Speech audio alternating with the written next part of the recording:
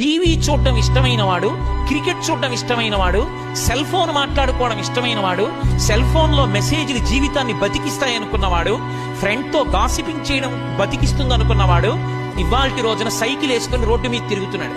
ఎక్కడో ఒక cheap engineering కాలేజీలో చదువుకుంటూ సమయాన్ని సద్వినియోగం చేసుకున్న పిల్లవాడు ఐఐటిలో చదువుకుని ఒక కంట్రీ మేనేజర్ కాబోతున్నాడు.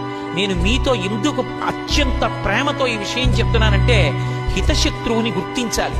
అప్పటికి సంతోషాన్ని ఇస్తుంది, కానీ అది ఎంత ప్రమాదాన్ని తెస్తుందో జ్ఞాపకం ఉంచుకొని దానికి దూరంగా మనంత మనం నియంత్రించుకోకపోతే జీవితంలో వృద్ధిలోకి రావడం సాధ్యం కాదు. అందుకే కాలాన్ని సద్వినియోగం చేసుకోండి. కమిట్మెంట్ తో మీకు మీరుగా వృద్ధిలోకి రావడం నేర్చుకోండి. మీ చదువుతో పాటుగా సంస్కారము అన్న మాటకి పెద్దపీట వేసి ప్రాధాన్యత ఇవ్వండి.